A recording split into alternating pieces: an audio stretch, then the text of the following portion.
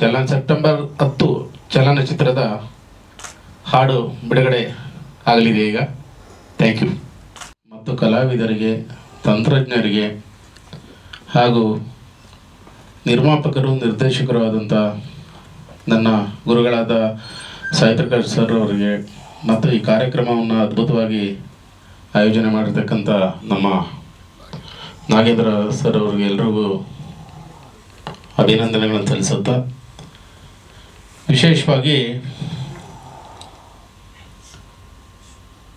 ಈ ಹಾಡನ್ನು ನೋಡಿದಾಗ ನನಗೆ ನೆನಪಾದಂಥದ್ದು ಮತ್ತು ನನ್ನ ಗಮನಕ್ಕೆ ಬಂದಂಥ ವಿಚಾರ, ಇತ್ತೀಚಿನ ದಿನಗಳಲ್ಲಿ ಬರ್ತಾ ಇರ್ತಕ್ಕಂಥ ಸಿನಿಮಾಗೂ ಇವತ್ತಿನ ಈ ಹಾಡಿನ ಸನ್ನಿವೇಶವನ್ನು ನೋಡಿದಾಗ ಈ ಅದ್ಭುತವಾಗಿ ಈ ಹಾಡುಗಳ ಸಾಲುಗಳನ್ನು ಬರೆದಿರ್ತಕ್ಕಂಥ ನಮ್ಮ ಸನ್ಮಿತ್ರರಾದ ನಾಗೇಂದ್ರ ಪ್ರಸಾದ್ರವರಿಗೂ ಮತ್ತು ಸಾಯಿ ಪ್ರಕಾಶ್ ಸರ್ ಅವರಿಗೂ ಮೊದಲನೇದಾಗಿ ವಿಶೇಷವಾಗಿ ಅಭಿನಂದನೆಯನ್ನು ಸಲ್ಲಿಸ್ತೇನೆ. ಯಾಕೆಂದರೆ ಕೋವಿಡ್ ಸಮಯದಲ್ಲಿ ಏನೇನು ಅನಾಹುತಗಳಾಯಿತು ಇಡೀ ಪ್ರಪಂಚದಲ್ಲಿ, ಬರೀ ನಮ್ಮ ಭಾರತ ದೇಶಕ್ಕೆ ಮಾತ್ರವಲ್ಲದೆ ಇಡೀ ಪ್ರಪಂಚದಲ್ಲಿ ಆದಂಥ ಸಾವು ನೋವುಗಳು ಮತ್ತು ಹಸಿವು, ಕಷ್ಟ, ಅವ್ರು ಮಾಡ್ತಾ ಇರ್ತಕ್ಕಂಥ ವ್ಯವಹಾರ ಲಾಸ್ ಆಗಿ ಎಷ್ಟೆಷ್ಟು ಇವತ್ತು ಆತ್ಮಾಹುತಿ ಮತ್ತು ಆತ್ಮಹತ್ಯೆ ಮಾಡಿಕೊಳ್ಳತಕ್ಕಂಥ ಒಂದೇ ದಾರಿ ಅಂಥೇಳಿ ಎಷ್ಟೋ ಜನ ಒಂದು ಪ್ರಪಂಚದಾದ್ಯಂತ ಕಾಯಿಲೆ ಬಂದು ಸುಮಾರು ಕೋಟ್ಯಾಂತರ ಜನ ನರಳಾಡಿದರು, ಲಕ್ಷಾಂತರ ಜನ ಅದರಲ್ಲಿ ಬದುಕನ್ನು ಕಳ್ಕೊಂಡ್ರು. ಕೆಲವರು ಅದರಿಂದ ಸಾವಿನಿಂದ ಗೆದ್ದು ಬಂದು ಹೊರಗೆ ಬಂದು ಈ ಸಮಯದಲ್ಲಿ ಆದಂಥ ವ್ಯಾವಹಾರಿಕವಾಗಿ ಆರ್ಥಿಕವಾಗಿ ಆದಂಥ ನಷ್ಟಕ್ಕೆ ಆತ್ಮಹತ್ಯೆ ಮಾಡಿಕೊಂಡವರು ಭಾಳಷ್ಟು ಜನ ನಮ್ಮ ಕಣ್ಣು ಮುಂದೆ ಉದಾಹರಣೆಗಳಿದೆ.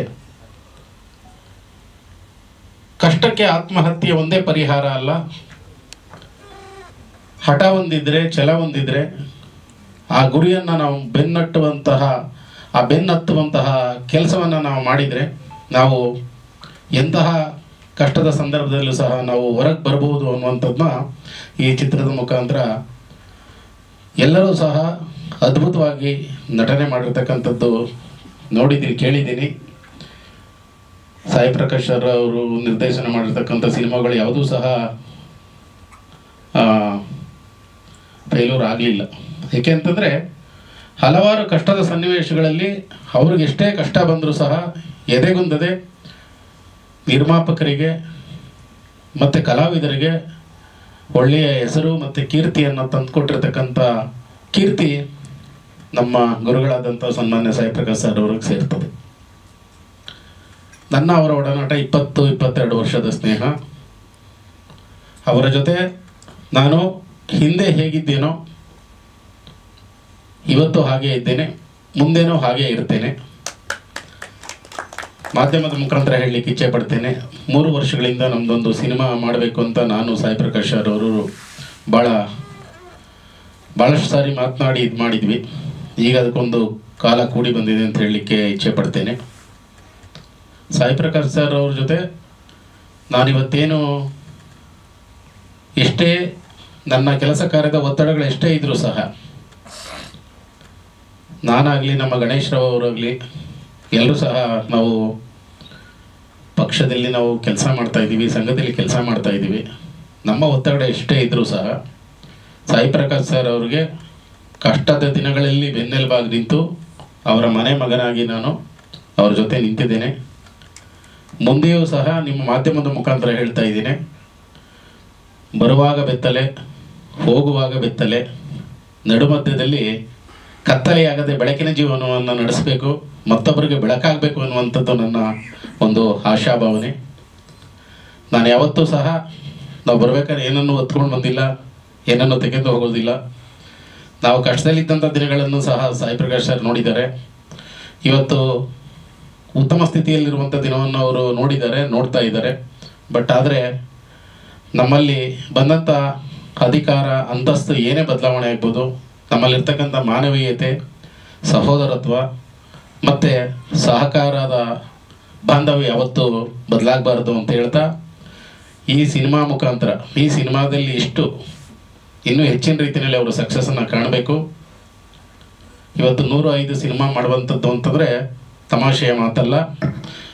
ಬಹಳ ಅದ್ಭುತವಾಗಿ ಈ ಸಿನಿಮಾ ಬಂದಿದೆ. ಎಲ್ಲ ಸಿನಿಮಾವನ್ನು ಸಹ ಕರ್ನಾಟಕದ ಪ್ರೇಕ್ಷಕರು, ಅದರಲ್ಲೂ ದಕ್ಷಿಣ ಭಾರತದ ಪ್ರೇಕ್ಷಕರು ಅವರ ಎಲ್ಲ ಸಿನಿಮಾವನ್ನು ಸಕ್ಸಸ್ ಮಾಡಿಕೊಟ್ಟಿದ್ದಾರೆ.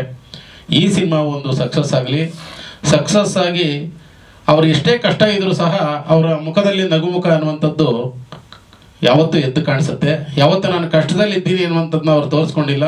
ಅವ್ರೇನು ಕಷ್ಟಪಟ್ಟಿದ್ದಾರೆ, ಏನು ಕಷ್ಟಪಡ್ತಾ ಇದ್ದಾರೆ, ಅವರ ಆರ್ಥಿಕ ಪರಿಸ್ಥಿತಿ ಏನು, ಹೇಗೆ ಅನ್ನುವಂಥದ್ದನ್ನು ನಾನು ಅವರ ಒಂದು ಮಗನ ಸ್ಥಾನದಲ್ಲಿ ನಾನು ಹೇಳಲಿಕ್ಕೆ ಇಚ್ಛೆ ಪಡ್ತೀನಿ. ಭಾಳ ಕಷ್ಟದ ದಿನಗಳಲ್ಲಿ ಅವರು ಭಾಳ ಕಷ್ಟವನ್ನು ಪಟ್ಟಿದ್ದಾರೆ. ಯಾವತ್ತೂ ಸಹ ಭಗವಂತ ಅವರನ್ನು ಕೈ ಬಿಟ್ಟಿಲ್ಲ, ನಾವು ಕೈ ಬಿಡೋದಿಲ್ಲ, ಕೈ ಬಿಟ್ಟಿಲ್ಲ ನಾನು ಸಹ. ಮುಂದೇನೋ ಅವ್ರ ಜೊತೆ ಇದ್ದು ಈ ಸಿನಿಮಾವು ಸಕ್ಸಸ್ ಆಗಲಿ. ಈ ಸಿನಿಮಾಗೆ ಏನು ಬೇಕು ನನ್ನಿಂದ ಅವ್ರು ಏನು ಸಹಕಾರ ಕೇಳ್ತಾರೆ, ನಾನೊಂದು ಸೇವೆ ಅಂತ ಮಾಡಲಿಕ್ಕೆ ನಾನು ಸಿದ್ಧ ಇದ್ದೇನೆ. ಮುಂದಿನ ದಿನಗಳಲ್ಲಿ ನಾನೊಂದು ಉತ್ತಮವಾದಂಥ ಚಿತ್ರವನ್ನು ಮಾಡಿ ನಿಮ್ಮೆಲ್ಲ ಮಾಧ್ಯಮದ ಮುಖಾಂತರ, ನಿಮ್ಮೆಲ್ಲ ಸಹಕಾರದಿಂದ ಆ ಸಿನಿಮಾವು ಸಹ ಚೆನ್ನಾಗಾಗಲಿ ಅಂತ ನಿಮ್ಮ ಹಾರೈಕೆ ಮತ್ತು ಆಶೀರ್ವಾದ ಎಲ್ಲವೂ ಬೇಕು ಅಂತ ಕೇಳ್ಕೊಳ್ತಾ ಇದ್ದೀನಿ. ಧನ್ಯವಾದಗಳು. ಸಾಲು ಸಿನಿಮಾಗಳನ್ನು ನೋಡಿಕೊಂಡು ಬೆಳೆದವನು ನಾನು. ತುಂಬ ಸಿನಿಮಾಗಳು. ಅಲ್ಲಿಂದ ಆಚೆ ಸಿನಿಮಾಗೆ ಬಂದಮೇಲೆ ನಮಗೆ ಸಹಜವಾಗಿ ಆಗ 90ರ ದಶಕದಲ್ಲಿ ಎಲ್ಲ ಅತಿರಥ ಮಹಾರಥ ನಿರ್ದೇಶಕರುಗಳು ಅಂದರೆ 10 ಸಿನಿಮಾಗಳನ್ನು ಸಕ್ಸಸ್ ಕೊಟ್ಟಂಥ ಭಾಳ ದೊಡ್ಡ ನಿರ್ದೇಶಕರುಗಳ ಸಾಲೆ ಇತ್ತು. ಅದು ಸಿದ್ಧಲಿಂಗಯ್ಯನವರಿಂದ ಹಿಡಿದು ಅನೇಕರವರೆಗೆ, ಡಿ ರಾಜೇಂದ್ರ ಬಾಬು ಅವರವರೆಗೆ ಎಲ್ಲ 20, 30, 40 ಸಿನಿಮಾಗಳು ಮಾಡಿದವರು. ಆಮೇಲೆಲ್ಲ ಅದ್ದೂರಿ 100 ಡೇಸ್ಗಳು, ಸಿಲ್ವರ್ ಜೂಬಿಲಿಗಳು ಕೊಟ್ಟಂಥ ನಿರ್ದೇಶಕರುಗಳು. ಸಾಯಿ ಪ್ರಕಾಶ್ ಅವ್ರ ಸಿನಿಮಾ ಒಂದಕ್ಕೆ ನಾನು ಬರೆದುಬಿಟ್ರೆ ನಾನು ಒಬ್ಬ ಸಿನಿಮಾ ಗೀತರಚನೆಕಾರ ಆಗಿ ಗುರುತಿಸ್ಕೊಳ್ಳೋದ್ರಲ್ಲಿ ಡೆಫಿನೆಟಾಗಿ ಅದೊಂದು ಮೈಲ್ ಸ್ಟೋನ್ ನಮಗೆ. ಅದು ಅನೇಕ ನಿರ್ದೇಶಕರುಗಳ ಬಗ್ಗೆ ಅಂಥದ್ದೊಂದು ಕಲ್ಪನೆ ನಮಗೆ. ಅದು ಬಹಳಷ್ಟು ಏಳು ಬೀಳುಗಳ ನಂತರ ಒಂದೊಂದಾಗಿ ಒಬ್ಬೊಬ್ಬ ನಿರ್ದೇಶಕರು, ಒಬ್ಬೊಬ್ಬ ಕಲಾವಿದರ ಜೊತೆ ಕೆಲಸ ಮಾಡ್ತಾ ಸಾಯಿ ಪ್ರಕಾಶ್ ಸರ್ ಜೊತೆ ಕೂಡ ಕೆಲಸ ಮಾಡುವಂಥ ಅವಕಾಶ ಕೂಡ ಒದಗಿ ಬಂತು. ಈ ಸಿನಿಮಾ ಅಂತ ಬಂದಾಗ ಅವರು ಇಂಥದ್ದೊಂದು ಕಾನ್ಸೆಪ್ಟ್ ಮಾಡ್ತಿದ್ದೀನಿ, 2 ಹಾಡು ಬೇಕು, ಅದೊಂದು ಚಿಕ್ಕದಾಗಿ, ಅದೇನು ದೊಡ್ಡ ಕಮರ್ಷಿಯಲ್ ಸಿನಿಮಾನೂ ಅಲ್ಲ, ಅಂದರೆ ದೊಡ್ಡ ಕಮರ್ಷಿಯಲ್ ಆಗಿ ಆ್ಯಕ್ಷನ್ನು ಅದು ಆ ಥರದ್ದಲ್ಲ, ಒಂದು ಇಂಟ್ರೆಸ್ಟಿಂಗ್ ಸಬ್ಜೆಕ್ಟ್ ಅಂತೇಳಿ ಒಂದು ಲೈನ್ ಹೇಳಿದ್ರು, ಇಂಥ ವಿಷಯ ಅಂತ. ನನಗೆ ಅನಿಸಿದ್ದು, ಮನುಷ್ಯ ಈ ಕಥೆಗಾರ ಅನ್ನೋನು ಯಾವಾಗಲೂ ಒಳಗಡೆ ಇದ್ದೇ ಇರ್ತಾನೆ. ಅವರ ಬದುಕನ್ನು ಕೂಡ ಕಥೆಯಾಗಿಸಿದವರು ಅವರು, ಸಾಯಿ ಪ್ರಕಾಶ್ ಅವರು. ಅವ್ರ ಬದುಕಿನ ಒಂದು ಭಾಗವನ್ನು ಕೂಡ ಕಥೆಯಾಗಿಸಿದವರು. ಈ ಸಿನಿಮಾ ಕೂಡ ಹಾಗೇನೆ. ಒಬ್ಬ ನಿರ್ಮಾಪಕ ತುಂಬ ಸೋತ್ರೆ ಮತ್ತೆ ಎದ್ದು ಬರೋಕ್ಕೆ ಪ್ರಯತ್ನ ಪಡ್ತಿರ್ತಾನೆ ಮತ್ತು ಕಷ್ಟಪಡ್ತಿರ್ತಾನೆ. ಅನೇಕರು ನಾನು ನೋಡಿದ್ದೀನಿ, ಸಿನಿಮಾ ಒಂದಷ್ಟು ವರ್ಷ ದುಡಿಮೆ ಮಾಡ್ತಾ 7 ಬೀಳಲ್ಲಿ ಇಲ್ಲೇ ದುಡಿಯುವಂಥ ನಿರ್ಮಾಪಕರು ಅನೇಕರು. ಕೆಲವರು ಬೇರೆ ಕೆಲಸಕ್ಕೂ ಹೊರಟೋಗ್ತಾರೆ, ಅಂದರೆ ಬೇರೆ ಏನೋ ಉದ್ಯಮ ಮಾಡ್ತಾರೆ, ಹೋಟೆಲ್ ಉದ್ಯಮನೋ, ಲ್ಯಾಂಡ್ ಬಿಸ್ನೆಸ್, ಏನೋ ಬೇರೆ ಉದ್ಯಮ ಮಾಡ್ತಾರೆ. ಆದರೆ ಈ ತಂತ್ರಜ್ಞರುಗಳಿಗೆ ಸಿನಿಮಾಗೆ ಒಂದು ಸಲ ಬಂದಮೇಲೆ ಆ ತಂತ್ರಜ್ಞ ಸಿನಿಮಾ ಬಿಟ್ಟು ಹೋಗೋದಕ್ಕೆ ಸಾಧ್ಯವೇ ಇಲ್ಲ. ಅತಿ ಅಪರೂಪ ಹಾಗೆ ತಂತ್ರಜ್ಞರು ಸಿನಿಮಾ ಬಿಟ್ಟು ಬೇರೆ ಮಾಡೋವಂಥದ್ದು. ಅಂಥದ್ರಲ್ಲಿ ಸಾಯಿ ಪ್ರಕಾಶ್ ಅವರು 100 ಸಿನಿಮಾಗಳನ್ನು ದಾಟಿ ಅವರೆಲ್ಲ ಏಳು ಬೀಳುಗಳ ಮಧ್ಯೆ ಅವತ್ತಿನ ಮ್ಯೂಚುವಲ್ ಕ್ಯಾಮ್ರಾಯಿಂದ ಹಿಡಿದು ಇವತ್ತಿನ ಡಿಜಿಟಲ್ ಕ್ಯಾಮ್ರಾ ತನಕ ಅವರನ್ನು ಅವ್ರ ಸ್ಥಾನದಲ್ಲಿ ಭಾಳ ಗಟ್ಟಿಯಾಗಿ ನಿಲ್ಲಿಸ್ಕೊಂಡಿದ್ದಾರಲ್ಲ, ಇದು ನಿಜವಾದ ಅವರ ಹೋರಾಟ. ಆ ಹೋರಾಟಕ್ಕೆ ನಾವೆಲ್ಲ ಬೆಂಬಲಿಸಬೇಕು ಅಂತ. ಈ ಸಿನಿಮಾದ ಹಾಡುಗಳು ನೀವು ನೋಡಿದ್ರಿ. ಈಗ ಅದೇನು ಹಾಡು ಬ್ಯಾಕ್ಗ್ರೌಂಡಲ್ಲಿ ಬರುತ್ತೆ, ಪ್ರಪಂಚವನ್ನೇ ಮೆಟ್ಟಿ ನಿಂತ ಮಾನವ, ಅಸಾಧ್ಯಗಳನ್ನು ಸಾಧಿಸೋದು ಬಲ್ಲವ, ವೈಕಲ್ಯದಲ್ಲೇ ಒಂದು ಕೈವಲ್ಯ ಕಟ್ಟುವ, ಕೈ ಇಲ್ಲದೆ ಇದ್ರೂ ನಂಬಿಕೆ ಕಳ್ಕೊಳ್ಳೋದಿಲ್ಲ. ಹೀಗೆ ಅನೇಕ ಅಂದರೆ ಸಾವಿಗೆ ಮಾಡುವ ಧೈರ್ಯವನ್ನು, ಆತ್ಮಹತ್ಯೆ ಮಾಡಿಕೊಳ್ಳಿಕ್ಕೆ ಮಾಡುವ ಧೈರ್ಯನ ಬದುಕಲಿಕ್ಕೆ ಮಾಡಬೇಕು ಅಂತ ಆ ನೆಲೆಯಲ್ಲಿ ಮಾಡಿರುವಂಥ ಹಾಡು. ಇನ್ನು ಭಯದ ಹಾಡು, ಈ ಹಾಡುಗಳು ಸಿನಿಮಾಗೆ ಸಹಕಾರಿಯಾಗಿದೆ, ಅವರ ಕತೆಗೆ ಪೂರಕವಾಗಿದೆ. ಕಿರಿಯ ಎಲ್ಲ ಕಲಾವಿದರಿದ್ದಾರೆ.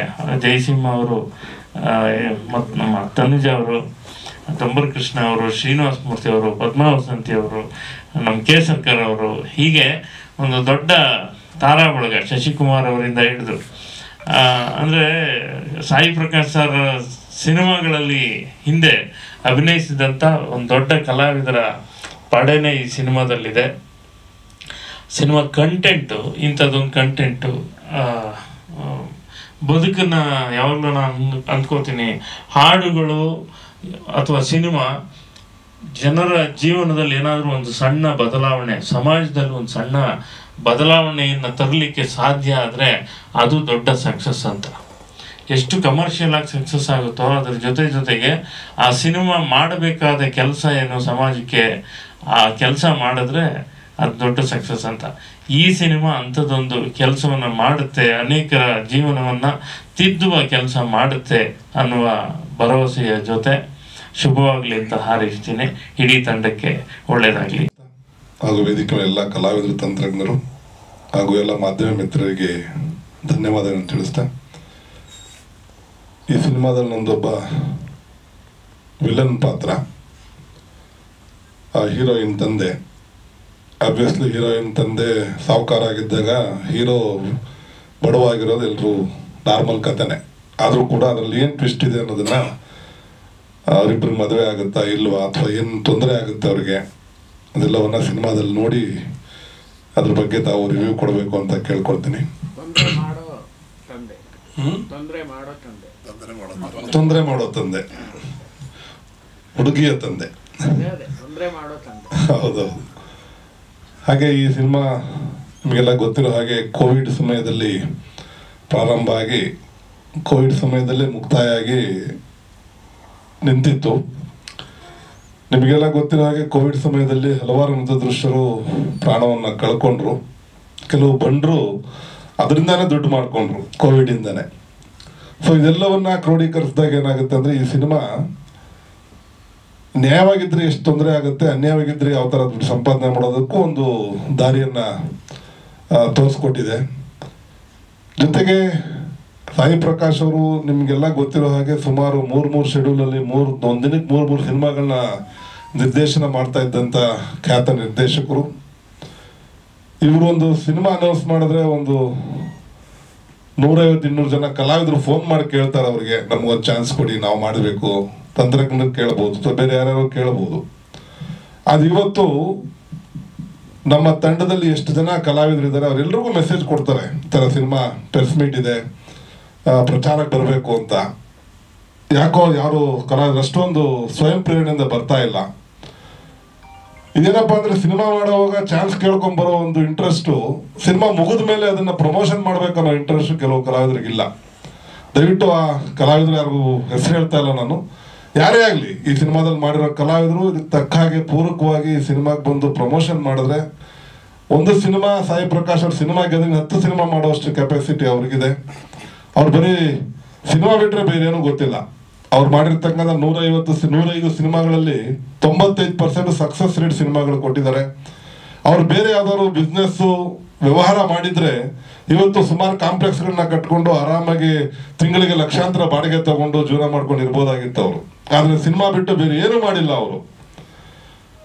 ಅಂಥ ಮನುಷ್ಯ ಇವತ್ತು ಒಂದು ಸಿನಿಮಾ ಮಾಡಿ ರಿಲೀಸ್ಗೋಸ್ಕರ ಎಷ್ಟು ಕಷ್ಟಪಡ್ತಾ ಇದ್ದಾರೆ ಈ ವಯಸ್ಸಲ್ಲಿ ಅಂದ್ರೆ, ಅದ್ರ ಜೊತೆಲಿರೋ ಮಾತ್ರ ಗೊತ್ತಾಗುತ್ತೆ, ಬೇರೆ ಯಾರು ಅಷ್ಟೊಂದು ಗೊತ್ತಾಗಲ್ಲ ಅದು.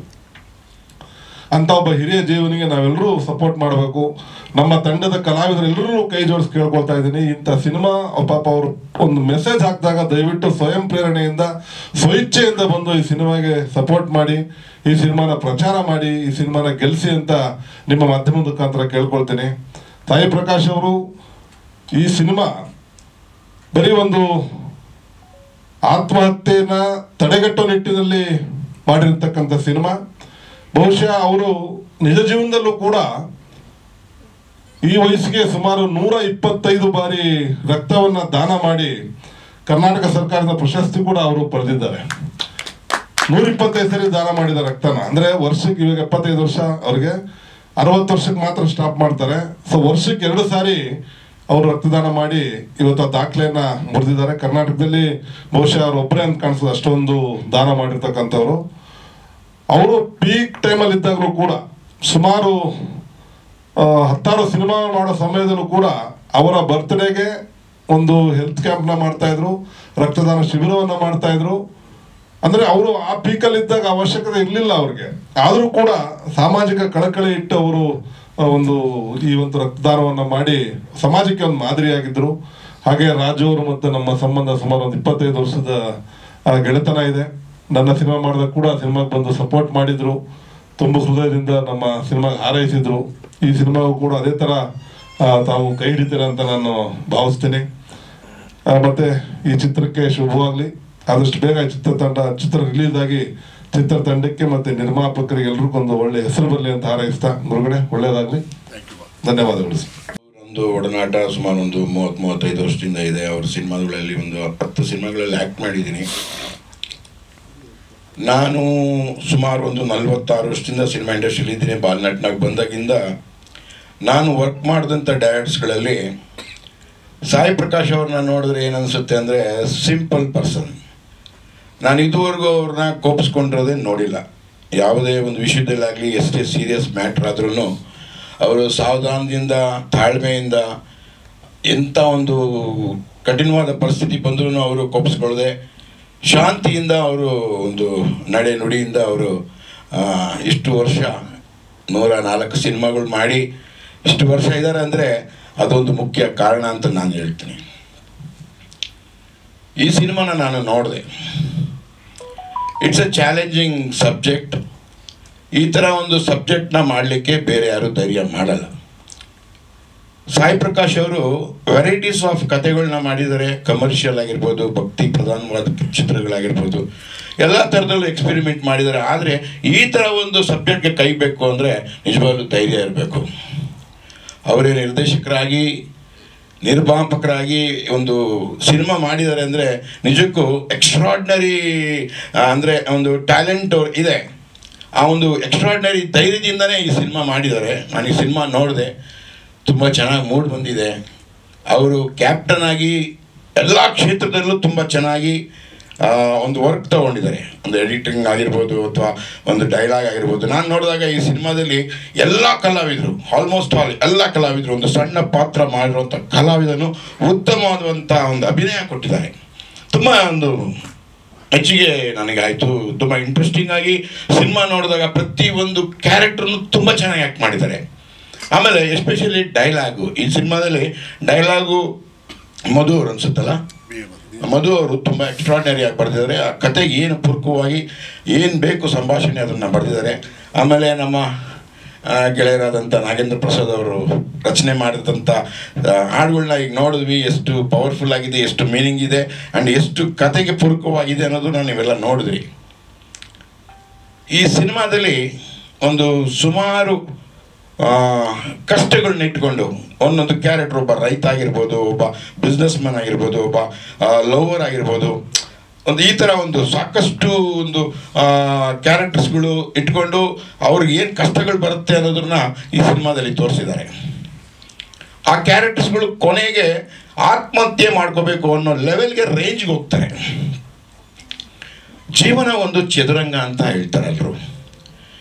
ಸೊ ಚದುರಂಗ ಅಂದಾಗ ಒಂದು ಆಟ ಆಗಿದ್ರೂ ನಾವು ಆ ಟೇಬಲ್ ಮೇಲೆ ಕುಂತಾಗ ನಮ್ಮ ಅಪೋನೆಂಟು, ನಮ್ಮ ವೈರಿಯವರು ಒಂದು ಮೂಮೆಂಟ್ಸ್ ಮಾಡ್ತಾ ಇದ್ದಾಗ, ಒಂದು ಅಪೋನೆಂಟು ಮೂಮೆಂಟ್ ಮಾಡಿದಾಗ ಇನ್ನೊಂದು ಅಪೋನೆಂಟು ಕಷ್ಟದಲ್ಲಿ ಸಿಲುಕ್ತಾರೆ. ಸೊ ಹಾಗೇನು ಮಾಡ್ತೀವಿ ನಾವು? ಯೋಚನೆ ಮಾಡ್ತೀವಿ, ಟೈಮ್ ತಗೋತೀವಿ. ಆ ಸಂಕಷ್ಟ ಏನಿದೆ, ಆ ಸಮಯದಲ್ಲಿ ಏನು ಪ್ರಾಬ್ಲಮ್ ಆಗಿದೆ ಅದನ್ನು ನಾವು ಅದರಿಂದ ಹೊರಗೆ ಬರಬೇಕು ಅಂದ್ಬಿಟ್ಟು ನಾವು ಥಿಂಕ್ ಮಾಡ್ತೀವಿ, ಮೈಂಡ್ ನಾವು ವರ್ಕ್ ಕೊಡ್ತೀವಿ. ಸೊ ಹಾಗೇ ಒಂದು ಜೀವನದಲ್ಲಿ ಒಬ್ಬ ಮನುಷ್ಯನಿಗೆ ಕಷ್ಟ ಪಟ್ಟಾಗ ನಾವು ಯೋಚನೆ ಮಾಡಬೇಕು. ಯೋಚನೆ ಮಾಡಿದಾಗ ಎಂಥ ಒಂದು ಕಷ್ಟ ಪರಿಸ್ಥಿತಿಗೂ ನಮಗೆ ಒಂದು ಸಾಲ್ವೇಷನ್ ಸಿಕ್ಕೇ ಸಿಗುತ್ತೆ. ಹಾಗೆ ಒಂದು ದಾರಕ್ಕೆ ಗಂಟಾದಾಗ ಆ ಗಂಟನ್ನ ಬಿಡ್ಸಕ್ಕೆ ಪ್ರಯತ್ನ ಪಡ್ಬೇಕು ನಾವು. ಗಂಟನ್ನ ಬಿಡ್ಸಕ್ಕೆ ಪ್ರಯತ್ನ ಪಟ್ಟಾಗ ಡೆಫಿನೆಟ್ ಆಗಿ ಆ ದಾರ ಮತ್ತೆ ನೆಟ್ಟಗಾಗುತ್ತೆ. ಸೊ ಆಗೋದಿಲ್ಲ, ಗಂಟು ಬಿಡ್ಸೋಕ್ಕಾಗಲ್ಲ ಅಂದ್ಬಿಟ್ಟು ಕಟ್ ಮಾಡಿದ್ರೆ ಅಲ್ಲೇ ಎಂಡಾಗ್ಬಿಡುತ್ತೆ. ಸೊ ಆ ಒಂದು ಒಳ್ಳೆ ಮೆಸೇಜ್ ಇರುವಂಥ ಈ ಚಿತ್ರ, ಆ ದಾರ ಕಟ್ ಮಾಡಿದೆ, ಆ ದಾರನ ಕಂಟಿನ್ಯೂ ಆಗಿ ಆ ಗಂಟು ಬಿಡಿಸಿ ಜೀವನನ ಫರ್ದರ್ ಕಂಟಿನ್ಯೂ ಮಾಡೋಕ್ಕೆ ಏನೇನೆಲ್ಲ ಬೇಕು, ಏನೇನೆಲ್ಲ ಸಾಲ್ವೇಷನ್ ಬೇಕು, ಆ ಸಾಲ್ವೇಷನ್ ಯಾಕೆ ಬೇಕು, ಆ ಸಾಲ್ವೇಷನ್ ಯಾಕೆ ಬೇಕಾಗಿದೆ, ಯಾವ ಸಮಸ್ಯೆಗಳಿದೆ, ಆ ಎಲ್ಲ ಸಮಸ್ಯೆಗಳಿಗೂ ಈ ಸಿನಿಮಾದಲ್ಲಿ ನಮಗೆ ಒಂದು ಮೆಸೇಜ್ ಇದೆ. ಸೇರಿದ್ದಾರೆ.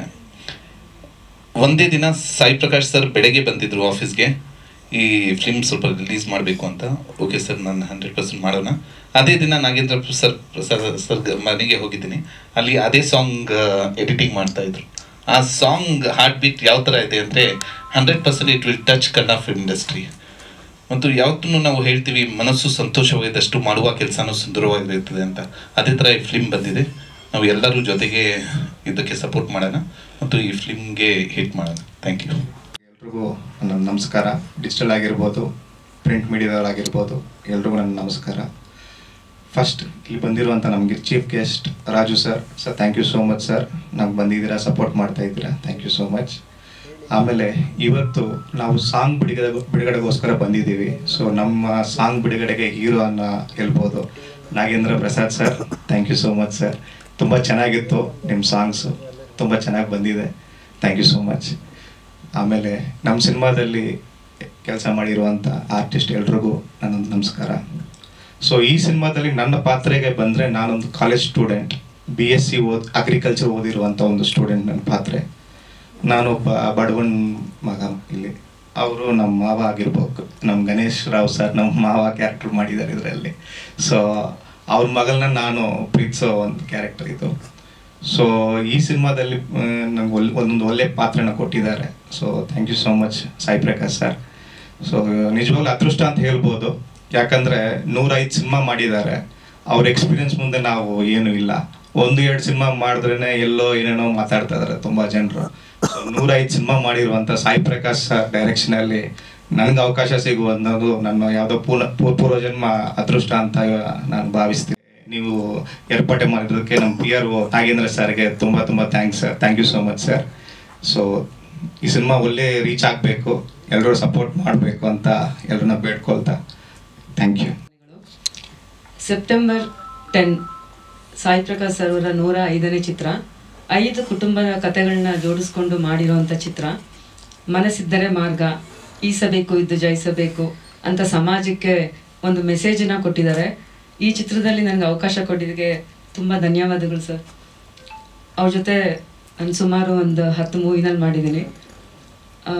ಈ ಚಿತ್ರದಲ್ಲಿ ನನ್ನ ಪಾತ್ರ ಹಠವಾದಿ ತಾಯಿ ಕ್ಯಾರೆಕ್ಟ್ರು. ತುಂಬ ಹಠವಾದಿ. ಮಗಳು 91% ತೊಗೊಂಡ್ರು ಇಲ್ಲ 99.9% ಬರಬೇಕು ಅಂತ ಟಾರ್ಚರ್ ಕೊಡೋ ಅಂಥ ತಾಯಿ. ಸೊ ಮಕ್ಕಳ ಮೇಲೆ ಪ್ರೆಷರ್ ಮಾಡಬೇಡಿ ಅಂತ ನನ್ನ ಕುಟುಂಬದ ಕಥೆಯಲ್ಲಿ ಚಿತ್ರದಲ್ಲಿ ಹೇಳಿದ್ದಾರೆ. ಈ ಚಿತ್ರಕ್ಕೆ ಸಾಕಷ್ಟು ಬೆಂಬಲವನ್ನು ಕೊಟ್ಟು ಪತ್ರಿಕಾ ಮಾಧ್ಯಮದವರು ಪ್ರಚಾರ ಮಾಡಬೇಕು ಅಂತ ಕೇಳ್ಕೊತೀನಿ. Thank you so much. ಲೆಕ್ಕ ಹಾಕೊಂಡ್ರೆ ಬೆಟ್ಟದಷ್ಟಿದೆ ನನ್ನ ಕುಟುಂಬ. ದೊಡ್ಡ ದೊಡ್ಡ ಕಲಾವಿದರು ಮರ್ಕೊಂಡು ಸಣ್ಣ ಕಲಾವಿದರವರೆಗೂ ನಾನು ಕೆಲಸ ಮಾಡಿದ್ದೀನಿ. ಅದು ನನ್ನ ಅದೃಷ್ಟ. ಕಮರ್ಷಿಯಲ್ ಮಾಡಿದ್ದೀನಿ, ಡಿವೋಷನಲ್ ಮಾಡಿದ್ದೀನಿ, ಕಾಮಿಡಿ ಮಾಡಿದ್ದೀನಿ, ಕಣ್ಣೀರು ತರಿಸೋವಂಥ ಎಷ್ಟು ಚಿತ್ರಗಳು ನಾನು ಮಾಡಿದ್ದೀನಿ. ನಾನು ಸಿನಿಮಾ ಅನ್ನೋದು ಸಮಾಜಕ್ಕೆ ಹತ್ತಿರವಾಗಿರಬೇಕು. ನಮ್ಮಿಂದ ಸಮಾಜಕ್ಕೆ, ನಮ್ಮ ಸಿನಿಮಾನಿಂದ ಯಾವ ಕೆಟ್ಟದು ಅವ್ರ ಕಿವಿಗೆ ಬರಬಾರದು, ಅವ್ರ ಕಣ್ಣು ಬಿಡಬಾರದು ಅನ್ನೋದು ನನ್ನ ಧರ್ಮ. ಈ ಧರ್ಮದ ಹಿಂದೆ ನನ್ನ ಧರ್ಮಪತ್ನಿ ಇದ್ದಾರೆ. ಅವರು ಹೆಣ್ಣನ್ನು ಬೇರೆ ರೀತಿ ತೋರಿಸಿದ್ರೆ ಅವ್ರು ಇಷ್ಟಪಡಲ್ಲ. ಅವ್ರು ಒಂದೇ ಕೇಳ್ತಾರೆ, ನಿನ್ನ ಹೆಂಡತಿನ ಕೆಟ್ಟದಾಗ ತೋರಿಸಿ ನೀವು ಇಷ್ಟಪಡ್ತೀರಾ, ನಿಮ್ಮ ತಂಗಿನ ಕೆಟ್ಟದಾಗ ತೋರಿಸಿ ಇಷ್ಟಪಡ್ತೀರಾ ಅಂತ ಅವ್ರು ಕೇಳೋರು. ಅದಕ್ಕೆ ಮ್ಯಾಕ್ಸಿಮಮ್ ನನ್ನ ಸಿನಿಮಾಗಳು ಯು ಯು ಯು ಆ ಕಾಲದಲ್ಲಿ ಬರೋದು ನನಗೆ. ಕಟ್ಟಿಂಗ್ಸ್ ಇರಲ್ಲ ನನಗೆ. I very clean and creative director ಆಗಿ ಹೆಸರು ಮಾಡಿದ್ದಾರೆ. ಅದಕ್ಕೆ ಕಾರಣ ಕೇವಲ ಸಾಯಿ ಪ್ರಕಾಶ್ ಮಾತ್ರ ಅಲ್ಲ, ನನ್ನ ಹಿಂದೆ ಇರುವಂಥ ನಿರ್ದೇಶಕರ ಟೀಮ್, ಬರಹಗಾರರ ಟೀಮ್, ಕ್ಯಾಮೆರಾಮನ್, ಈ ರೀತಿ 24 ಡಿಪಾರ್ಟ್ಮೆಂಟ್ಗಳು ನನ್ನ ಸಪೋರ್ಟ್ ಮಾಡಿದ್ದಾರೆ. ಯಾವತ್ತೂ ಸಾಯಿ ಪ್ರಕಾಶ್ ಸಕ್ಸಸ್ ಮಾಡಿದೆ ಅನ್ನೋದು ಹೇಳಲ್ಲ, ನನ್ನ ಟೀಮ್ನಿಂದ ನಾವು ಸಕ್ಸಸ್ ಮಾಡಿದ ಹೇಳಕ್ಕೆ ನಾನು ಇಷ್ಟಪಡ್ತೀನಿ. ನಾನು ಆ ರೀತಿ ಎಷ್ಟೋ ಜನ ತಂತ್ರಜ್ಞರು ನನಗೆ ಸಪೋರ್ಟ್ ಮಾಡಿದ್ದಾರೆ. ಇನ್ನು ನಿರ್ಮಾಪಕರು, ಅನ್ನದಾತರಂತ ಅನ್ನೋರು ಒಂದು ಪಟ್ಟಣೆ ಕೊಟ್ಟು ಹೋಗಿದ್ದಾರೆ. ಎಷ್ಟೋ ಜನ ಅನ್ನದಾತನಿಗೆ ಸಹಕಾರ ಕೊಟ್ಟಿದ್ದಾರೆ. ಅಭಿಮಾನ ದೇವತೆಗಳನ್ನ ಸಹಕಾರ ಕೊಟ್ಟು ನನಗೆ ಬೆಳೆಸಿ ಇವತ್ತು 105ನೇ ಚಿತ್ರ ಮಾಡೋ ಅವಕಾಶ ಮಾಡಿಕೊಟ್ಟಿದ್ದ ಅಭಿಮಾನ ದೇವತೆಗಳು, ಅನ್ನದಾತರು, ನನ್ನ ಟೀಮ್ ಎಲ್ಲ. ಮುಖ್ಯವಾಗಿ ಈ ಸಿನಿಮಾ ಬಗ್ಗೆ ನಾನು ಹೇಳ್ಕೋಬೇಕಂದ್ರೆ, ನೈಜ ಘಟನೆ ಅನ್ನಿಸ್ತದೆ ಈ ಸಿನಿಮಾ ನಾನು ಕಥೆ ಮಾಡುವಾಗ. ಸಮಾಜದಲ್ಲಿ ಎಲ್ಲೋ ನಾವು ಫ್ರಸ್ಟ್ರೇಷನ್ಗೆ ಹೋಗ್ತಾ ಇದೀವಿ. ನಾವು ಸಣ್ಣ ಸಣ್ಣ ವಿಷಯಕ್ಕೆ ನಾವು ಏನೇನೋ ಡಿಸಿಷನ್ ತಗೊಳ್ತಾ ಇದೀವಿ. ಇವಾಗ TV ಮಾಧ್ಯಮದಲ್ಲಿ ನೋಡುವಾಗ ಬೇಜಾರಾಗತ್ತೆ. ಸಣ್ಣ ಸಣ್ಣ ವಿಷಯಕ್ಕೆ ಮಕ್ಕಳ ಸಮೇತ ಆತ್ಮಹತ್ಯೆ ಮಾಡ್ಕೊತಾ ಇದ್ದಾರೆ. ಇನ್ನು ರೈತರ ಬಗ್ಗೆ ನಾವು ಒಂದು ಮಹಾಭಾರತನೇ ಬರೀಬಹುದು. ಪ್ರೇಮಿಗಳ ಬಗ್ಗೆ ಪುರಾಣ ಕಾಲದಿಂದ ನಾವು ನೋಡ್ತಾನೆ ಇದೀವಿ ನಾವು. ಇನ್ನು ವ್ಯಾಪಾರಸ್ಥರ ಬಗ್ಗೆ ಹೇಳಬೇಕಾಗಿಲ್ಲ. ವ್ಯಾಪಾರ ಫೇಲ್ ಆದ ತಕ್ಷಣ, ಲಾಸ್ ಆದ ತಕ್ಷಣ ಅವರು ಜೀವನ ಮುಗಿಸ್ಕೋಬೇಕಂತ ನಿರ್ಧಾರ ತಗೊಳ್ತಾರೆ. ಈ ರೀತಿ ಯಾವ ರಂಗದಲ್ಲಿದ್ರೂ ನಾವು ಮನುಷ್ಯರು, ನಾವು ಭಗವಂತ ಇಂಥ ಒಳ್ಳೆ ಜೀವನ ಕೊಟ್ಟಿದ್ದಾರೆ. ಕಣ್ಣಿದೆ, ಕಾಲಿದೆ, ಕೈ ಇದೆ, ಎಲ್ಲ ಇದೆ, ಬುದ್ಧಿ ಎಲ್ಲ ಇದೆ. ಕಣ್ಣಿಲ್ದವರು, ಕಾಲಿಲ್ದವರು, ಕೈ ಇಲ್ದವರು ಎಷ್ಟೆಷ್ಟು ಸಾಧನೆ ಮಾಡಿದ್ದಾರೆ. ಇದೇ ಸನ್ನಿವೇಶವನ್ನು ನಾನು ನಾಗೇಂದ್ರ ಪ್ರಸಾದ್ ಹತ್ರ ನಾನು ಡಿಸ್ಕಸ್ ಮಾಡಿದ್ದೇನೆ. ನಾನು ನಾಗೇಂದ್ರಜಿ, ನಾವು ಸಮಾಜಕ್ಕೆ ಒಂದು ಸಂದೇಶ ಕೊಡಬೇಕು ಅನ್ನೋ ತಕ್ಷಣ ಫೆಲ್ಟ್ ಎ ಲಾಟ್. ನಾನು ಸಾಂಗು ಬರೆದು ಕೊಡಂತ ಫಸ್ಟ್ ಕೇಳಿದ್ದೀನಿ. ನಾನು ಕೇಳಿದ ತಕ್ಷಣ ನಾನು ಬರೆಯಲ್ಲ, ರೆಕಾರ್ಡ್ ಮಾಡಿ ಕೊಡ್ತೀನಿ ನಿಮಗೆ ಅಂತ ಹೇಳಿದ್ದಾರೆ. ನೋಡಿ ಎಷ್ಟು ಸೌಜನ್ಯನು. ಒಬ್ಬ ಟೆಕ್ನಿಷಿಯನ್ಗೆ ಇನ್ನೊಬ್ಬ ಟೆಕ್ನಿಷಿಯನ್ ಕೈ ಜೋಡಿಸುವಾಗ ಈ ಟೆಕ್ನಿಷಿಯನ್ಗೆ ತುಂಬ ಬಲ ಬರುತ್ತೆ. ನನ್ನ ಎಲ್ಲ ಟೆಕ್ನಿಷಿಯನ್ಸು, ಕಲಾವಿದರೆಲ್ಲರೂ ಅದೇ ರೀತಿ ನನಗೆ ಸಹಕಾರ ಕೊಟ್ಟಿದ್ದಾರೆ ಈ ಚಿತ್ರಕ್ಕೆ. ಯಾರೂ ದುಡ್ಡು ಎಷ್ಟು ಏನು ಅಂತ ಯಾರು ಕೇಳಲಿಲ್ಲ. ಪಾತ್ರ ಹೇಳಿದ್ದೀನಿ, ಇಂಥ ದಿನ ಶೂಟಿಂಗ್ ಅಂತ ಹೇಳಿದ್ದೀನಿ, ಬಂದರು, ಎಲ್ಲ ಕೆಲಸ ಮಾಡಿ ಹೋಗಿದ್ದಾರೆ. ಅದು ನನ್ನ ಬಲ, ಅದು ನನ್ನ ಸಂಕೇತ, ನನ್ನ ಟೆಕ್ನಿಷಿಯನ್ ಕೊಟ್ಟಿದಂಥ ಧೈರ್ಯ. ಒಬ್ಬರಂತಲ್ಲ, ಕಲಾವಿದರು 100 ಜನ ಇದ್ದಾರೆ, 1000 ಜನ ಇದ್ದಾರೆ ಅದರಲ್ಲಿ ಕೆಲಸ ಮಾಡಿದಂಥವ್ರು. ಎಲ್ಲರ ಆಶೀರ್ವಾದದಿಂದ ನಾನು ಇವತ್ತು ಈ ಸಿನಿಮಾ ಮಾಡೋಕ್ಕೆ ಅವಕಾಶ ಸಿಕ್ತು. ಇನ್ನು ನಮ್ಮ ರಾಜು ಅವ್ರ ಬಗ್ಗೆ ಹೇಳ್ಬೇಕಂದ್ರೆ, ಹತ್ರ 30 ವರ್ಷ ಆಯಿತು. ಆ ಕಾಲದಿಂದ ನನ್ನ ಚಿತ್ರದಲ್ಲಿ ಪಾರ್ಟ್ ಮಾಡೋರು ರಾಜು ಅವರು. ಇವಾಗ ರಾಜು ಅವರು ಹೀರೋ ಆಗಿ ನಟನೆ ಮಾಡ್ತಾ ಇದ್ದಾರೆ, ನಿರ್ಮಾಣ ಮಾಡ್ತಾ ಇದ್ದಾರೆ. ಅಂದ್ರೆ ನಾನು ನೋಡ್ತಾ ಇರುವಾಗೆ ರಾಜಕೀಯದಲ್ಲಿ ಆಗ್ಬೋದು, ಚಿತ್ರರಂಗದಲ್ಲಿ ಆಗ್ಬೋದು, ನಿಜವಾಗ್ಲೂ ಬೆಟ್ಟದಷ್ಟು ಅವರು ಬೆಳೆದಾರೆ ಅಂತ ಹೇಳಕ್ಕೆ ನಾನು ಇಷ್ಟಪಡ್ತೀನಿ. ಖುಷಿ ಆಗತ್ತೆ. ನಮ್ಮವರೊಬ್ಬರು ಸಾಧನೆ ಮಾಡಿದರೆ ತುಂಬಾ ಖುಷಿ ಆಗತ್ತೆ. ನಾನೇ ಸಾಧನೆ ಮಾಡಿದೆ ಅನ್ನೋ ಅಂತ ಫೀಲಿಂಗ್ ನನಗಿರುತ್ತೆ. ಕರೋನಾ ಟೈಮ್ನಲ್ಲಿ ನನಗೆ ಮಾತ್ರ ಅಲ್ಲ, ಚಿತ್ರರಂಗದಲ್ಲಿ ಎಷ್ಟೋ ಜನಕ್ಕೆ ನೇರವಾಗಿ ಸಪೋರ್ಟ್ ಮಾಡಿದ್ದಾರೆ. ಸಂಬಂಧ ಇಲ್ಲದೆ ರಾಜಕೀಯದಲ್ಲಿದ್ದಾರೆ, ವ್ಯಾಪಾರ ಮಾಡ್ತಾ ಇದ್ದಾರೆ.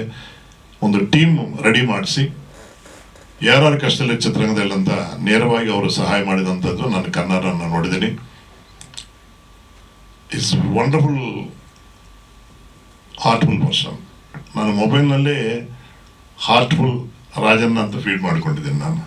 ಯಾಕಂದ್ರೆ ಸಂಪಾದನೆ ಮಾಡಿದ ದೊಡ್ಡದಲ್ಲ, ಸಂಪಾದನೆ ಮಾಡಿದ್ಮೇಲೆ ನನ್ನಿಂದ ಈ ಬೇರೆಯವ್ರಿಗೆ ಉಪಯೋಗ ಆಗ್ಬೇಕಂತ ಅವ್ರ ಬಾಯಿನಿಂದನೇ ಬಂತು. ಬರುವಾಗ ಹೋಗುವಾಗ ಬೆತ್ತಲೆ ಮಧ್ಯದಲ್ಲಿ ಏನು.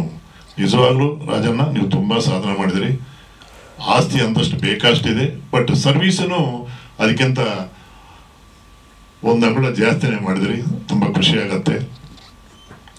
ಯಾರಾದರೂ ಸರಿ ಕಷ್ಟದಲ್ಲಿರುವಾಗ ಕೈ ಯಾರು ಜೋಡಿಸ್ತಾರೋ ಅವರು ಹೃದಯವಂತರು, ದೇವರ ಸಮಾನ ಅಂತ ಹೇಳ್ತೀವಿ. ಹಸಿವಿರುವಾಗ ಇಷ್ಟು ತೂತು ಅನ್ನ ಕೊಟ್ಟರೆ ದೇವರಾಗಿ ನೀವು ಅನ್ನ ಕೊಟ್ಟಿದೆ ಅಂತ ಹೇಳ್ತೀವಿ ನಾವು. ಅವ್ರ ಮನೆ ಕೊಡಬೇಕಾಗಿಲ್ಲ, ಕೋಟಿ ರೂಪಾಯಿ ಹಣ ಕೊಡಬೇಕಾಗಿಲ್ಲ, ನಾವಿದ್ದೀವಿ ಅನ್ನೋದು ಮಾತು ಸಾಕು. ಆ ಮಾತಿನಿಂದಾನೇ ದೇವರು ಕೊಟ್ಟದಂಗೆ ಆದಮೇಲೆ 12 ಸಿನಿಮಾ ನಾನು ನಿರ್ದೇಶನ ಮಾಡಿದ್ದೀನಿ. ನಾನು ಪುನಃ ನಾನು ನಿರ್ಮಾಣ ಮಾಡುವಂಥ ಸ್ಟೇಟಸ್ ನಾನು ಬಂದಿದ್ದೀನಿ. ನಾಗೇಂದ್ರ ಪ್ರಸಾದ್ ಹೇಳ್ತಾರ, ಭಯ ಬಿದ್ರೂ ಭಯ ಬಿಡಬೇಡ, ಭಯ ಬೇಡ, ಬೇಕಾಗಿಲ್ಲ, ಧೈರ್ಯ ತಗೋ. ಎಸ್, ಆ ಧೈರ್ಯದಿಂದಾನೇ ಇವತ್ತು ನಾನು ಸೆಪ್ಟೆಂಬರ್ 10 ಸಿನಿಮಾ ಮಾಡಿದ್ದೀನಿ. ಭಯ ಇದ್ರೆ ದೇವ್ರು ಕೊಡ್ದಂಗೆ ಆದ್ರೂ ನನಗೆ ಕಾಣಿಸ್ತಾ ಇರಲಿಲ್ಲ. ನನಗೆ ಧೈರ್ಯ ಇದೆ. ಆ ಧೈರ್ಯ ನನ್ನ ಟೀಮ್ ನನಗೆ ಕೊಡ್ತು. ನನ್ನ ಇಷ್ಟಪಡೋರು ಕೊಟ್ಟಿದ್ದಾರೆ. ಇವತ್ತು ನನ್ನ ಇಷ್ಟಪಡೋರು ತುಂಬ ಜನ ಇದ್ದಾರೆ. ಫಸ್ಟ್ ಪ್ರಿವ್ಯೂ ನಮ್ಮ ದೊಂಬರ್ಗಿಷ್ಟ ಅವರು ಡಾಕ್ಟರ್ ರಾಜ್ ಅವ್ರನ್ನ ಇನ್ವೈಟ್ ಮಾಡಿದ್ದಾರೆ, ವಿಜಯನಗರ ನರ್ಸಿಂಗ್ ಹೋಮ್ ಡಾಕ್ಟರ್ ಅವರು. ಅವ್ರ ಸಿನಿಮಾ ನೋಡಿದ ತಕ್ಷಣ ಒಂದೇ ಹೇಳಿದ್ದಾರೆ, ಸಾಯಿ ಪ್ರಕಾಶ್ ಈ ಸಿನಿಮಾ ರಿಲೀಸ್ ಆಗಲೇಬೇಕು, 10 ಜನ ನೋಡಲಿ, ಅದರಲ್ಲಿ ಒಬ್ಬರು ಆತ್ಮಹತ್ಯೆ ಮಾಡ್ಕೊಳ್ಳಿಲ್ಲ ಅಂದರೆ ನೀವು ಸಕ್ಸಸ್ ಅಂತ ಅವ್ರು ಹೇಳಿದ್ದಾರೆ. ಡಾಕ್ಟ್ರಿಗೆ ಯಾಕೆ ತೋರಿಸಿದಂದ್ರೆ ಇದ್ರ ಬಗ್ಗೆ ಒಳ್ಳೆ ನಾಲೆಡ್ಜ್ ಇರುತ್ತೆ, ದೊಡ್ಡ ಹಾಸ್ಪಿಟ್ಲ್ ಇದೆ ಅವರಿಗೆ, ದೊಡ್ಡ ಟೀಮ್ ಇದೆ ಅವರಿಗೆ. ಅವ್ರ ಸಲಹೆ ಏನು, ಇದು ರಿಲೀಸ್ ಮಾಡ್ಬೋದಾ ಮಾಡಬಾರ್ದಾ ಅನ್ನುವಾಗ ಅವ್ರು ಹೇಳಿದ್ದು ಒಂದೇ, ನೀವು ಮಾಡಿ, ಇದು ಜನಗಳಿಗೆ ರೀಚ್ ಆಗತ್ತೆ, ಜನಗಳಿಗೆ ಬೇಕು ಇದು ಸಮಾಜಕ್ಕೆ ಅಂತ ಭುಜ ತಟ್ಟಿದ ಮೇಲೆ ನಾನು ಹೆಜ್ಜೆ ತಗೊಂಡು ಬೆಂಗಳೂರಿನಲ್ಲಿ ಪ್ರೆಸ್ ಮಾಡಿದ್ದೀನಿ, ಪ್ರೆಸ್ ಮೀಟ್ ಮೈಸೂರಿನಲ್ಲಿ ಮಾಡಿದ್ದೀನಿ, ಮಂಡ್ಯದಲ್ಲಿ ಮಾಡಿದ್ದೀನಿ, ದಾವಣಗೆರೆಯಲ್ಲಿ ಮಾಡಿದ್ದೀನಿ. ಈಗ ನೆಕ್ಸ್ಟು ಹುಬ್ಳಿ, ಚಿತ್ರದುರ್ಗ, ಗಂಗಾವತಿ, ಈ ರೀತಿ ಎಲ್ಲ ಕಡೆ ನಾನು ಪ್ರೆಸ್ ಮೀಟ್ ಮಾಡಿಕೊಂಡು, ಯಾಕಂದರೆ ನನಗೂ 4 ವರ್ಷ ಗ್ಯಾಪ್ ಅಂತ. ಸಾಯಿ ಪ್ರಕಾಶ್ ಹೋದರೆ ಎಲ್ಲರೂ ನನ್ನ ದಾವಣಗೆರೆ ದೇವಸ್ಥಾನದಲ್ಲಿ ಶಾಮನೂರು ಶಿವಶಂಕರಪ್ಪ ಅವರು ಪೋಸ್ಟರ್ ಬಿಡುಗಡೆ ಮಾಡಿ ಕೊಟ್ಟಿದ್ದಾರೆ. ಅವರು ದೇವಸ್ಥಾನ ಬಂದು 6 ತಿಂಗಳಾಯ್ತಂತೆ. ಜನರು ಗುರುವಾರ ಕಾರ್ನಲ್ಲಿ ಬಂದು ಆ ದೇವರ ನಮಸ್ಕಾರ ಮಾಡಿಕೊಂಡು ಹಾರದಾದ್ಮೇಲೆ ಹಂಗೆ ಹೋಗ್ತಾರಂತೆ. ಏನೂ ಗೊತ್ತಿಲ್ಲ, ಮೆಟ್ಲೆಲ್ಲ ಇದೆ, ಹತ್ಕೊಂಡು ನಡ್ಕೊಂಡು ಬಂದು ದೇವರ ಹತ್ರ ಕೂತ್ಕೊಂಡು ಪೋಸ್ಟರ್ ಬಿಡುಗಡೆ ಮಾಡಿ ಕೊಟ್ಟಿದ್ದಾರೆ. ಅಂದರೆ ಇವತ್ತು ಬರ್ತ್ಡೇ, 95th ಬರ್ತ್ಡೇ ಇವತ್ತು. ವೀಲ್ ಚೇರ್ ಇರೋರು ನಡ್ಕೊಂಡು ಬಂದು ಮಾಡಿಕೊಟ್ಟಿದ್ದಾರೆ. ಬಾಬಾ ಅವರ ಪವರ್ ಹಂಗಿರುತ್ತೆ. ನನ್ನಲ್ಲಿ ಬಾಬಾ ಇದ್ದಾರೆ, ಬಾಬಾ ಆಶೀರ್ವಾದದಿಂದ ನಾನು ಇಷ್ಟು ಸಾಧನೆ ಮಾಡೋದು ಹೇಳಕ್ಕೆ ನಿಮ್ಮೆಲ್ಲರಿಗೂ ಗೊತ್ತು. ಸಾಯಿಬಾಬಾ ಪಿಕ್ಚರ್ ಮಾಡಿದ್ದೀನಿ, ಸಾಯಿಬಾಬಾ ಭಕ್ತರಾಗಿ ನಾನು ಬದುಕ್ತಾ ಇದ್ದೀನಿ. ಗಣೇಶ ರಾವ್ ಹೇಳ್ತಾರ, ಕೇವಲ ಸಿನಿಮಾ ಮಾತ್ರ ಅಲ್ಲ, ನನ್ನಿಂದ ಇನ್ನೊಬ್ಬ ಜೀವ ಉಳಿಬೇಕಂತ ನನ್ನ 18ನೇ ವರ್ಷದಿಂದ ನಾನು ರಕ್ತದಾನ ಮಾಡ್ತಾ ಬಂದಿದ್ದೀನಿ. ನಮ್ಮ ಮನೋಜ್ ಗಣೇಶ್ ಅವ್ರದ್ದು ಒಂದು ದೊಡ್ಡ ಟೀಮ್ ಇದೆ ಲಯನ್ಸ್ ಕ್ಲಬ್ದು. ಪ್ರತಿ ಬರ್ತ್ಡೇಗೆ ಅವರು 10 days 15 days ಮುಂಚೆನೇ ಅವರು ನಾನು ಮರ್ತೋಗಿರ್ತಾನೋ ನಾನು ಅನ್ಕೊಂತಾರೆ ಏನೋ ಗೊತ್ತಿಲ್ಲ, ಆಗಲೇ ಫೋನ್ ಮಾಡ್ತಾರೆ, ಎಲ್ಲಿ ಅರೇಂಜ್ಮೆಂಟ್, ಎಲ್ಲಿ ಶೂಟಿಂಗು, ಸ್ಕೂಲ್ನೆಲ್ಲ ಸ್ಪಾಟ್ನೆಲ್ಲ ಅಂತ ಕೇಳ್ತಾ ಇರ್ತಾರೆ. ತುಂಬ ಸಹಕಾರ ಕೊಟ್ಟಿದ್ದಾರೆ. ನಾನೊಬ್ಬರೇ ಪ್ರಯತ್ನ ಮಾಡೋದಾಗಲ್ಲ. ನನ್ನ ಟೀಮ್ನಲ್ಲಿ 100 ಜನ ರಕ್ತದಾನ ಮಾಡೋರು. ನಾವು ಕಿದ್ವಾಯಿನಲ್ಲಿ ಮಾಡಿದ್ದೀವಿ. ನಾವು ಕಿಡ್ನಿ ಕ್ಯಾನ್ಸರ್ ಇರೋ ಸಣ್ಣ ಮಕ್ಕಳು ತುಂಬ 100 ಯೂನಿಟ್ಸ್ ಮೇಲೆ ನಾವು ಅವತ್ತು ರಕ್ತದಾನ ಮಾಡಿ ಕಿದ್ವಾಯಿಗೆ ಡೊನೇಟ್ ಮಾಡಿದ್ದೀವಿ. ನಾವು ಜೀವನದಲ್ಲಿ ನಾನು ಸಿನಿಮಾ ಮಾತ್ರ ಅಲ್ಲ, ಸಾಯಿಬಾಬಾ ಭಕ್ತನಾಗಿ ನಾನಿದ್ದೀನಿ. ಅದೇ ರೀತಿ ಸಮಾಜಕ್ಕೆ ರಕ್ತದಾನ ಮಾಡಿ ನನ್ನದಂತೂ ಒಂದು ಕೊಡುಗೆ ನಾನು ಕೊಟ್ಕೊಂಡು ಬಂದಿದ್ದೀನಿ. ನಾನು ಮಾಧ್ಯಮ ಮಿತ್ರರು ಕೇಳೋದು ಒಂದೇ, ನನ್ನ ತುಂಬ ಬೆಳೆಸಿದ್ರಿ, ನೀವು ತುಂಬ ಬೆಳೆಸಿದ್ರಿ. ಈ ಚಿತ್ರ ಸ್ಟಾರ್ ಇಲ್ಲ, ಹೀರೋ ಇಲ್ಲ, ಆದ್ರೂ ಕಥೆನೇ ಒಂದು ಹೀರೋ ಅಂತ ನಾನು ನಂಬ್ಕೊಂಡಿದ್ದೀನಿ. ನಾನು ಸ್ಟಾರ್ ಸಕ್ಸಸ್ ಆಗಬೇಕಂದ್ರೂ ಕತೆ ಇರಬೇಕು, ಬಟ್ ಇಲ್ಲಿ ಸ್ಟಾರ್ ಇಲ್ಲದೆ ಅವ್ರ ಕತೆ ಇದೆ. ಆ ಕಥೆನೇ ನಾನು ಸ್ಟಾರಲ್ಲಿ ನಂಬ್ಕೊಂಡು ಧೈರ್ಯವಾಗಿ ನಾನು ಮಾಡಿದ್ದೀನಿ. ನೀವು ಹಾಡುಗಳು ನೋಡಿದ್ರಿ, ನಾಗೇಂದ್ರ ಪ್ರಸಾದ್ ಅವರು ಯಾವ ರೀತಿ ರಚನೆ ಮಾಡಿದ್ದಾರೆ, ಯಾವ ರೀತಿ ಮೋಟಿವೇಶನ್ ಮಾಡಿದ್ದಾರೆ, ನೀವೆಲ್ಲ ನೋಡಿದ್ರಿ. ದಯವಿಟ್ಟು ನಾನು ಕೇಳೋದು ಒಂದೇ, ಇಷ್ಟು ವರ್ಷ ಯಾವ ರೀತಿ ಸಹಕಾರ ಕೊಟ್ಟಿದ್ರು ಅದೇ ರೀತಿ ಈ ಚಿತ್ರಕ್ಕೂ ಸಹಕಾರ ಕೊಡಿ, ನನ್ನನ್ನು ಮುಂದೆ ತನ್ನಿ ಅಂತ ಕೇಳಕ್ಕೆ ನಾನು ಇಷ್ಟಪಡ್ತೀನಿ. ನಾಗೇಂದ್ರ ಅವರು ನನ್ನ ಮೊದಲನೇ ಚಿತ್ರದಿಂದ ಬ್ರದರ್ ಆಗಿದ್ದಾರೆ. ಯಾವತ್ತು PR ಅಂತ ನಾವು ಅನ್ಕೊಳ್ಳಿಲ್ಲ. ಫಸ್ಟ್ ಪಿಕ್ಚರಿಂದ ನನಗೆ ಚೆನ್ನಾಗಿ ವರ್ಕ್ ಮಾಡಿಕೊಟ್ಟಿದ್ದಾರೆ. ಈ ಪಿಕ್ಚರ್ಗಂತೂ ಅವರು 100% ಸಪೋರ್ಟ್ ಕೊಡ್ತಾ ಇದ್ದಾರೆ. ನಾಗೇಂದ್ರ, ನಿಮ್ಮ ಸಹಾಯ ನಾನು ಹೇಳ್ಬಾರ್ದು, ನಮ್ಮ ಸ್ನೇಹ ಹಿಂಗೆ ಇರಲಿ. ಕಮಲ್ ರಾಜ್ ಅವರು ಒಂದಿನ ಕರೆದ್ರು ಅವ್ರ ಆಫೀಸ್ಗೆ, ನಾನು ಈ ರೀತಿ ಸಿನಿಮಾಗಳು ಮಾಡಬೇಕು, ಏಟಿಂಗ್ ಮಾಡಬೇಕು, DI ಮಾಡಬೇಕು, ಸ್ಟುಡಿಯೋ ಮಾಡಬೇಕು, ಈ ರೀತಿ ಎಲ್ಲ ಕೇಳುವಾಗ ಹೇಳ್ತೀನಿ ಕನ್ನಡ ಇಂಡಸ್ಟ್ರಿ ಒಂದು ರೀತಿ ಕಷ್ಟದಲ್ಲಿದೆಯಪ್ಪ, ನೀವು ನೋಡಿಕೊಂಡು ಕರೆಕ್ಟಾಗಿ ಮಾಡಿ ಅಂತ ನಾನು ಹೇಳಿದ್ದೀನಿ. ಅವರು ಕತೆ ಕೇಳಿದ್ದಾರೆ, ಸಿನಿಮಾ ಮಾಡೋಕ್ಕೆ ಅವರು ಇಷ್ಟಪಟ್ಟಿದ್ದಾರೆ. ಜೊತೆಲಿ ನಾನು ಕೇಳಿದ್ದೀನಿ, ಸಿನಿಮಾ ಮಾಡೋಕ್ಕೆ ಡಿಲೇ ಆಗ್ಬೋದು, ನನ್ನ ಪಿಕ್ಚರ್ ರಿಲೀಸ್ ಆಗಬೇಕು, ನೀವೇನಾದರೂ ಡಿಸ್ಟ್ರಿಬ್ಯೂಷನ್ ಮಾಡ್ತಾ ಅಂತ ಹೇಳಿದ ತಕ್ಷಣ ನಾನು ತಪ್ಪದೇ ಮಾಡ್ತೀನಿ sir, please come to office ಅಂತ ಹೇಳಿದ್ರು. ಆವತ್ತಿನಿಂದ ನಾನು ಸಪೋರ್ಟ್ ಮಾಡಿ ನನ್ನ ಜೊತೆಲಿದ್ದಾರೆ. ಇನ್ನೂ ಡಿಸ್ಟ್ರಿಬ್ಯೂಷನ್ ಕಾರ್ಯಕ್ರಮ ಪ್ರಾರಂಭ ಮಾಡಲಿಲ್ಲ, ಕೇವಲ ಪ್ರಮೋಷನಲ್ಲಿ ಇದ್ದೀವಿ ನಾವು. ಈ ಪ್ರಮೋಷನ್ ಆದಮೇಲೆ ಆ ಕಾರ್ಯಕ್ರಮ ಕೈಗೆ ತಗೊಂಡು ಸಿನಿಮಾನ ನಾವು ಸಕ್ಸಸ್ ಮಾಡೋಕ್ಕೆ ಕಮಲ್ ರಾಜ್ ಸಹಾಯ ನಾನು ತಗೊಳ್ತಾ ಇದ್ದೀನಿ.